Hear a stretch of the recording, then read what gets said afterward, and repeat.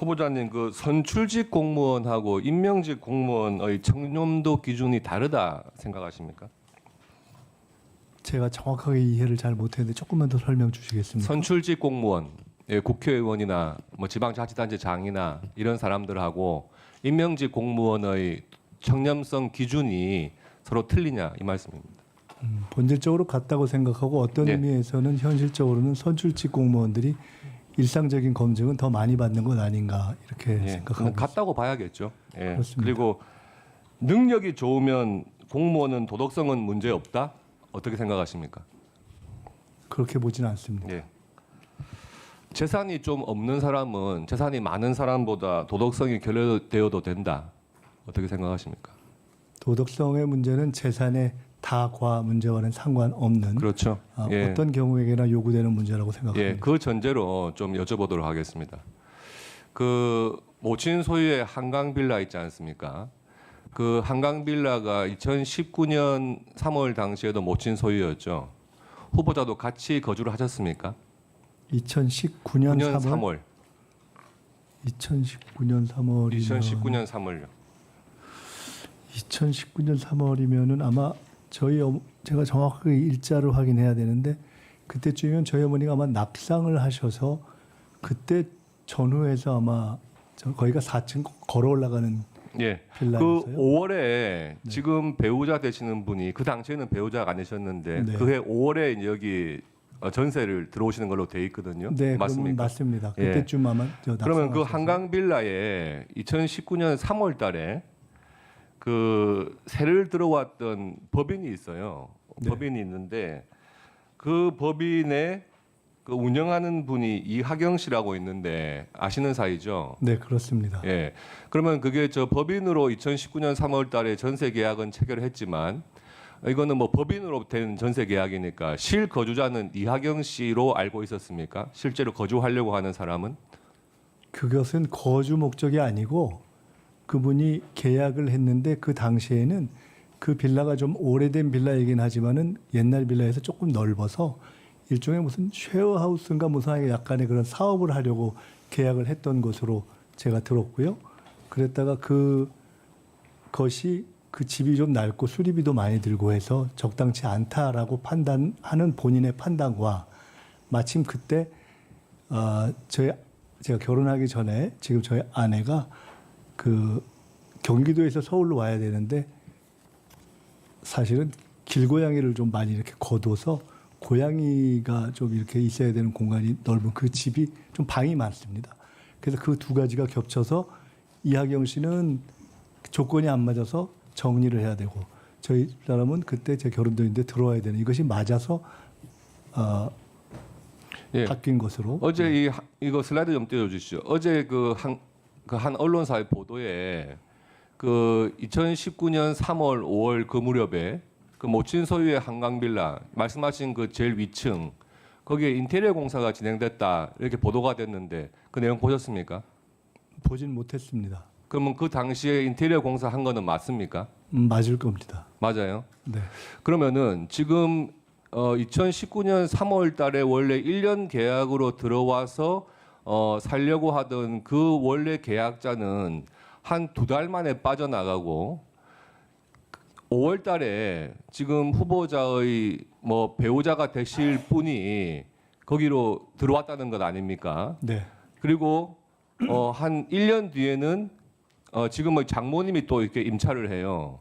그러면은 2달 만에 계약 해지를 하고 배우자가 임차를 하시고 1년 뒤에는 또 장모님이 임차를 한단 말이에요. 그런데 지금 후보자께서 내신 자료에는 이 이산지로부터 어떤 그 2억이라고 하는 전세 보증금이 과연 입금됐었는지 또 그것을 배우자가 들어오실 때 이산지의 2억 원을 반환을 했는지 그리고 배우자께서 그 어머님한테 정당한 2억 5천만 원의 임차 보증금을 제공을 했는지 그런 계좌 내역은 전혀 지금 뭐 제출이 안 되고 있는 상태란 말이에요. 그렇게 본다면 지금 특이하게 원래 1년 계약이 2달 사이에 이렇게 해지되고 배우자가 들어왔다 그러면 이게 지금 그해 12월 달에 그 후보자께서 결혼을 하시니까 이게 아마 신혼집으로 사용을 좀 하시려고 했던 것 같은데 그렇다면은 그 제공된 전세 보증금 반환 내역이 확인되지 않는다 그러면 과연 이게 배우자께서 실제 거주는 배우자께서 하시는 걸로 돼 있는데 누가 전세 보증금을 냈는지 확인이 안 되는 거 아니겠습니까? 이 부분에 대해서 당연히 이렇게 표를 본다면 당연히 이산지의 그 이하경 씨 후보자하고는 프로보노 코리아라고 하는 법인의 이사관계로도 아주 친분이 있으시고 또 건설업자기도 하고 이분이 배우자가 내야 될 전세 보증금을 대신 내주고 반환받지 않은 것이 아닌가 하는 의심이 첫째 들고요. 두 번째, 인테리어 공사를 한 게 맞다 그러면 인테리어 공사를 한다 그러면 최소한 몇 천만 원이 들 거 아닙니까? 그러면은 2달 사이에 그 집을 다시 나가면서 인테리어 공사한 비용에 대해서 어떤 정산이 안 됐다 그러면 최소한 그 인테리어 해준 것 정도는 그 금액만큼은 또 후보자께 제공한 것이 아닌가 이런 생각이 자연스럽게 든단 말이에요. 어떻게 생각하세요? 그 궁금해하시는 것이 자연스럽게 드는 것이 저에게는 그렇게 자연스럽게 느껴지지는 않습니다. 왜냐하면 자연스럽게 저 과정을 보면은 너무 쉽게 이해가 되는 일들이어서 첫째는 다 제가 계약 주체가 아닌 저희 어머님 명의의 집을 이산지가 임차하고 다시 그것을 해지하면서 배우자 예정자가 임차하고 그랬다 그 이후에 장모님이 임차하는 과정이기 때문에 다 계약 주체가 제가 아니기 때문에 제가 직접 관련되지 않은 것은 당연합니다. 첫째. 두 번째로 각각 계약 주체가 전환되는 이유도 대단히 당연합니다. 저희 어머님은 낙상이 되셔서 평지로 나가셔야 됐고 그때 그곳을 들어올 생각이 있었던 저의 지인이었던 이산지의 대표가 들어와서 사업을 하려 하다가 그것에 비용이 제법 드는 수리의 요구가 있다라는 것 때문에 주저하고 그리고 말씀드렸던 그때 저희 아내는 들어올 사람은 서울로 들어올 집을 찾고 있었는데 있던 집을 정리하면서 들어와서 인테리어에 대한 정산은 어떻게 된 겁니까? 네 잠깐만요. 그거 말씀드리겠습니다. 들어왔고 그 다음에 중간에 신혼집으로 쓰려 했던 것으로 보인다라는 말씀과 관련해서는 저는 저 집을 신혼집으로 쓸 수가 없는 것이 저는 지역구 국회의원이기 때문에 제 지역구 내에 아무리 작은 집이라도 살아야 되기 때문에 저 집은 신혼집으로 쓸 이유와 계획이 전혀 없었습니다. 그냥 원래 저와 별도로 살고 있었던 제 아내가 자기 집을 정리하고 들어 살다가 다시 저와 합치게 되면서 그 공간을 마침 저희 장인 어른이 병원에 가게 되셔서 병원을 왔다 갔다 해야 되는 수요가 있으셨던 저희 장모님이 들어오셨던 것이고 인테리어는 아주 쉬운 것이 아까 제가 이미 말씀드렸듯이 제법 낡은 집이었기 때문에 그 인테리어 당연히 수요가 있었는데 그 인테리어를 한 것입니다. 아마도 제가 볼 때는 그 인테리어를 한 일정한 액수가 그 이후에 한편으로는 인테리어 비용으로 반영되고 한편으로는 시가에 반영돼서 금액이 올라가지 않았나 이렇게 생각이 되고 종합적으로 각각의 전환의 과정과 인테리어에 들어간 것에 그 돈이 사라져서 누구에게 갈 여유가 없는 돈 아닙니까? 그리고 당연히 저것은 뭐를 내죠? 아니 계좌를 저것은 저와 관련된 계좌들이 전혀 아니어서 아까 똑같이 말씀드렸지만은 그 이전에 계셨던 다른 그 한덕수 총리를 포함한 다른 분들의 아니 제가 알고 있지 않은 내용인데 그것을 왜 동의를 해야 되는지 그것은 혹시 과거의 전례를 들어서 말씀을 해주시면 과거의 전례를 들어서 답변 드리도록 하겠습니다.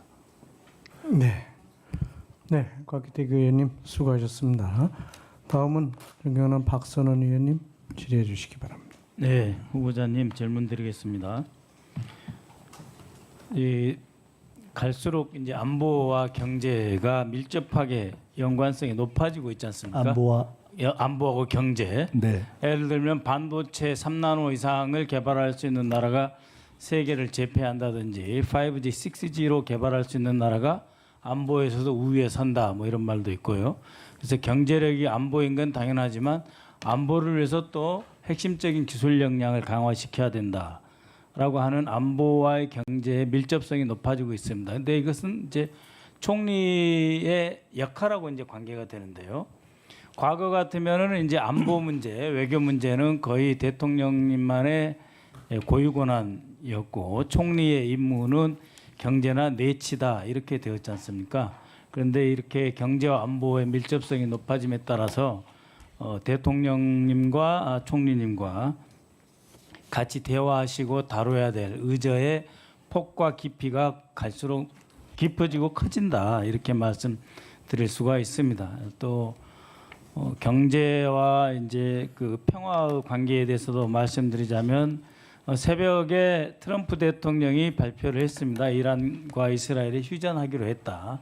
그래서 마침내 오늘 코스피 지수가 지금 시각 정도에 3,096포인트를 돌파했습니다. 그래서 이재명 정부, 이재명 대통령이 집무를 시작한 이후에 전 세계가 혼란에 빠지는 이 와중에도 갑자기 세계 4대의 화약고 중에 하나였던 이 한국이 내지는 한반도가 가장 평화로운 국가, 가장 군사적 긴장도가 낮은 국가로 순식간에 바뀌었습니다. 이만큼 대통령과 대통령이 추구하는 안보 정책이 매우 그 평화에 직결되어 있으며 이 평화는 곧 경제와 연관이 되어 있다라고 하는 점을 잘 알 수가 있고 그래서 이재명 정부가 추구하는 평화 안보 정책을 총리께서 경제와 안보 평화로 제대로 뒷받침하셔야 될 임무가 커질 수밖에 없을 것입니다. 이와 관련해서 이제 질문을 드리겠는데요. 하나는 대통령님과의 주례 회동입니다. 그러니까 이제 작년에 윤석열과 한덕수 총리 관계에서 한덕수 총리가 도대체 윤석열 대통령과 주례 회동을 하느냐라고 질문을 드린 적이 있었는데 잘 못하시더라고요. 답변을. 대통령 출근 시간도 불투명한데 총리와 대통령의 정례적인 회동과 정책에 심도 있는 토의가 있을 수 있었겠습니까? 대체로 그러나 그 문재인 정부 같은 경우에는 총리와 대통령이 월요일 점심 오찬을 같이 하면서 매주에 국무조정실장을 대동하고 총리는 또 대통령은 비서실장을 이제 배석시킴으로써 원래 주례 회동이 있었습니다.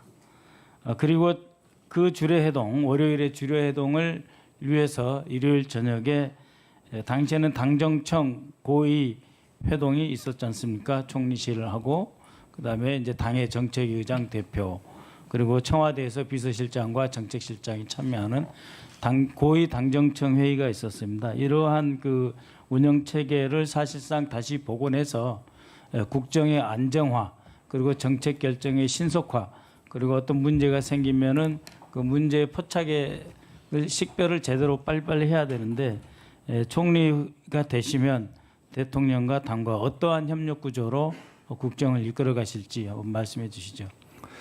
우리 정치사에서 당정 일치라고 했던 시기가 있었습니다. 제가 김대중 대통령께서 현직 대통령이면서 총재를 겸했던 시절에 총재 비서실장을 하면서 당시 청와대에 왔다 갔다 하면서 공간도 갖고 회의에 배석해봤던 경험이 있습니다. 그 이후에 우리는 당정 분리 체제로 넘어왔습니다. 근데 중대한 변화가 생긴 것이 민주당은 세계 최고 수준의 당원 주권, 당원 참여 정당이 되어서 어찌 보면 그 정당에서 대통령과 내각과 이렇게 배출하는 그러한 구조가 되어서 과거보다는 훨씬 더 당정이 협력이 강화되는 시기로 가고 있다고 생각을 합니다.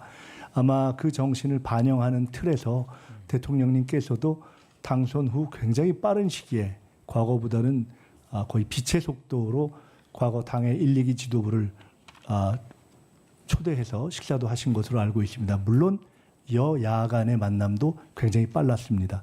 그래서 첫째, 큰 틀에서는 당정이 하나다라는 마음으로 국정의 일치를 높이기 위해서 최선을 다하겠습니다.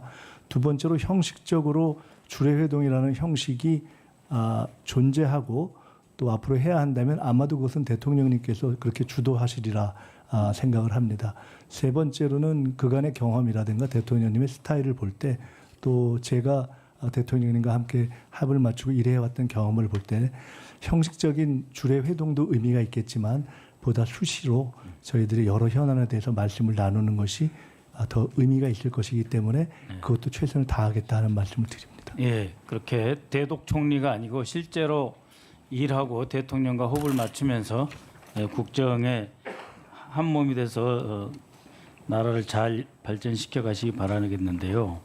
그 아까 오기영 의원 질문도 있었습니다만 지난 내란 과정에서 소위 말하는 계엄 관련 국무회의에 8명이 참석을 했었고 거기에 총리가 있었지 않습니까? 네. 그리고 그 총리는 11시 되기 전에 대통령실에서 나와서 총리실로 갔다. 그리고 총리실에서 국무조정실장을 비롯해서 관련 회의를 개최했다. 이렇게 돼 있습니다. 그랬기 때문에 당시에 그 총리가 대통령실에서 돌아와서 국무조정실장을 비롯해서 총리실에서 어떠한 회의가 있었는지를 적어도 이 자체 감사 차원에서라도 바로 잡아야 된다. 그렇지 않으면 그 헌법에 나와 있는 총리를 거쳐서 계엄을 건의하고 선포할 수 있는 과정에서 총리가 위상이 애매해지고 해야 할 일을 못할 수도 있고 해서는 안 될 일에 연루될 수도 있습니다. 그래서 이 내란 과정에 대한